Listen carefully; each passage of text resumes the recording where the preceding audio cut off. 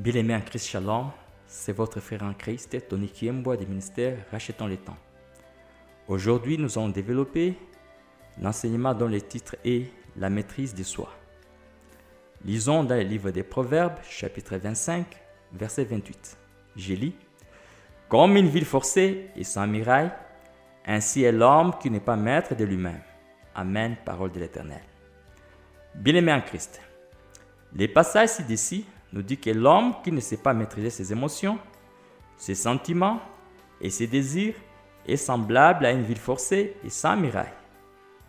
L'homme qui n'est pas maître de lui-même est semblable à une ville en désolation ou en ruine, parce qu'elle a été envahie par les ennemis ou elle a été victime d'un séisme ou calamité naturelle. L'homme, en tant qu'âme vivante, a trois ennemis, notamment sa chair, le système monde et Satan. La chair doit être dominée par l'homme lui-même. Cette domination de la chair par l'homme lui-même, c'est ce que nous appelons la maîtrise de soi. Selon la Bible, la maîtrise de soi ou la tempérance est la capacité de contrôler ses désirs, ses émotions, ses paroles et ses actions en les alignant sur la volonté de Dieu. La maîtrise de soi est l'aspect important du fruit de l'esprit, qui est produit par ceux qui suivent Christ. La maîtrise de soi implique une lutte contre les péchés et les tentations. Elle nécessite un effort constant pour grandir dans la foi et la sainteté. Voyons quelques points clés sur la maîtrise de soi selon la Bible. 1. Contrôler ses désirs et ses impulsions. La maîtrise de soi implique de ne pas être esclave de ses désirs et de ses impulsions, mais de les contrôler et les orienter vers ce qui est bon et juste. Cela peut inclure le contrôle de la colère, des désirs sexuels, de l'appétit et d'autres désirs naturels. 2. Maîtrise de ses émotions.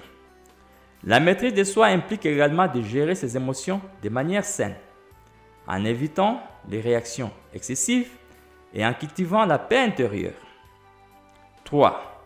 Maîtrise de la parole. La maîtrise de soi dans la parole signifie parler avec sagesse, vérité et grâce en évitant les paroles blessantes, inutiles ou trompeuses. 4. Maîtrise des actions. La maîtrise de soi implique de choisir des actions qui sont conformes à la volonté de Dieu et contribuent au bien des autres.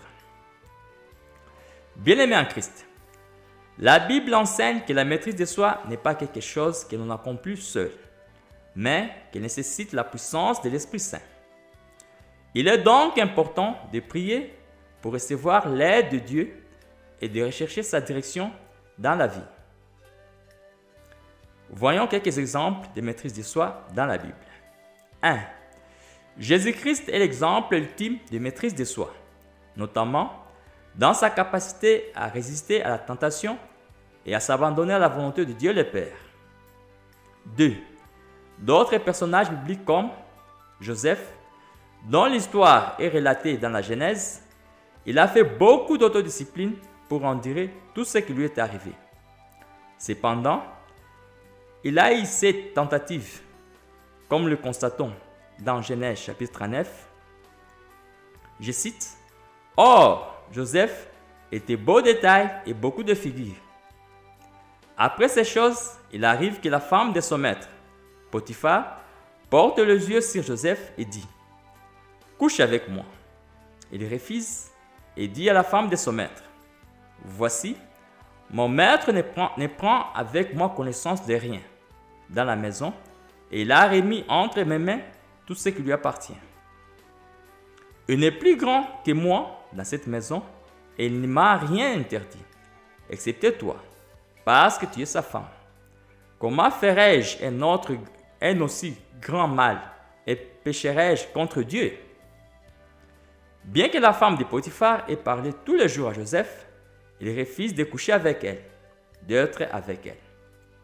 Un jour, Joseph entre dans la maison pour faire son ouvrage.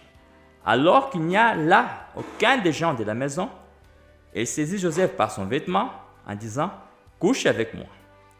Joseph lui laisse son vêtement dans la main et s'enfuit dehors. Bien-aimé en Christ, ce genre d'autodiscipline de Joseph lui a été d'une grande importance au cours des années suivantes. Il a fini par devenir le premier ministre de l'Égypte où tout le monde courbait les genoux à son passage. On trouve ensuite le cas de David. Par deux fois, il se trouve en position de prendre la vie du roi Saül, sachant qu'il est destiné à le remplacer en tant que souverain. Le récit du second exemple est rapporté dans 1 Samuel, chapitre 26, versets 6 jusqu'à 12.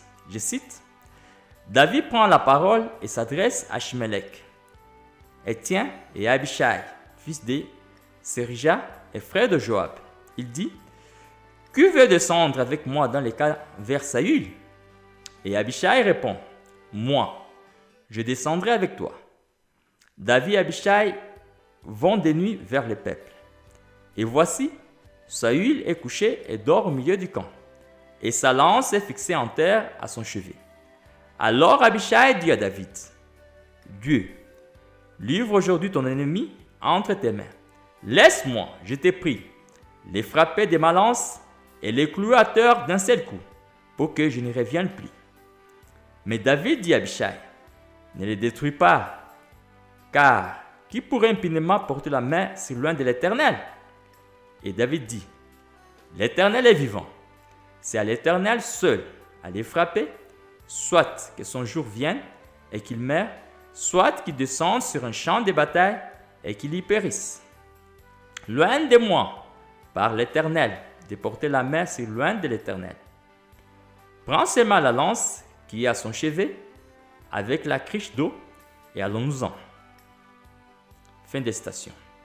Bien-aimés en Christ, Joseph et David, l'un comme l'autre, sont animés par la maîtrise de soi qui leur a permis d'être couronnés non seulement par les hommes, mais aussi par Dieu. Bien-aimés en Christ, la maîtrise de soi est essentielle pour construire des relations saines et durables, que ce soit dans la famille, au travail ou dans l'Église.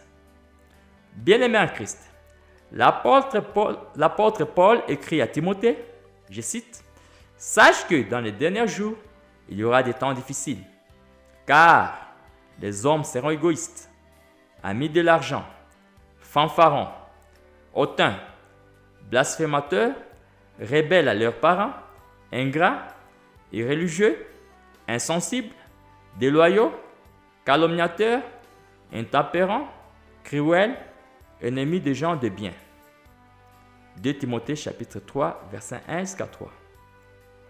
En revanche, il existe manifestement des gens qui présentent cet important trait de caractère, au moins au plan physique. Paul le mentionne lorsqu'il écrit à l'église de Corinthe. Je cite, « Ne savez-vous pas que, sur un stade, tous les concurrents courent pour gagner, et cependant, un seul remporte le prix. Courez comme lui de manière à gagner. » Tous les athlètes s'imposent une discipline sévère dans tous les domaines pour recevoir une couronne, qui pourtant sera bien vite fanée, alors que nous aspirons à une couronne qui ne se flétrira jamais. C'est pourquoi, si je cours, ce n'est pas en donnant des coups en l'air. Je traite durement mon corps, je le maîtrise sévèrement, de peur qu'après avoir proclamé la bonne nouvelle aux autres, je ne me trouve moi-même disqualifié. 1 Corinthiens chapitre 9, versets 24 jusqu'à 27. Bien-aimés en Christ, lorsqu'il s'agit d'enseigner aux enfants comment assumer leurs pensées, leurs émotions et leurs actes, les parents sont confrontés au même défi. Ils doivent mettre en pratique ce qu'ils professent. Apprendre à se dominer est l'un des aspects les plus difficiles de l'existence humaine, mais c'est aussi un aspect essentiel pour vivre une vie épanouie. C'est pourquoi nous devons recourir à la puissance du Saint-Esprit pour nous maîtriser de nous-mêmes. S'agissant de l'autodiscipline de ces propos, l'apôtre Jacques, dans son livre au chapitre 3, versets 7 jusqu'à 9, dit « Toutes les espèces de bêtes et d'oiseaux, de reptiles et d'animaux marins sont domptées et ont été domptées par la nature humaine. Mais la langue, aucun homme ne peut la dompter. C'est un mal qu'on ne peut réprimer. Elle est pleine de venin mortel. » En résumé, bien-aimé en Christ, la maîtrise de soi est un processus qui implique un effort physique, personnel et l'appui du Saint-Esprit pour contrôler ses désirs, ses émotions, sa parole et ses actions afin de vivre une vie agréable à Dieu et aux hommes.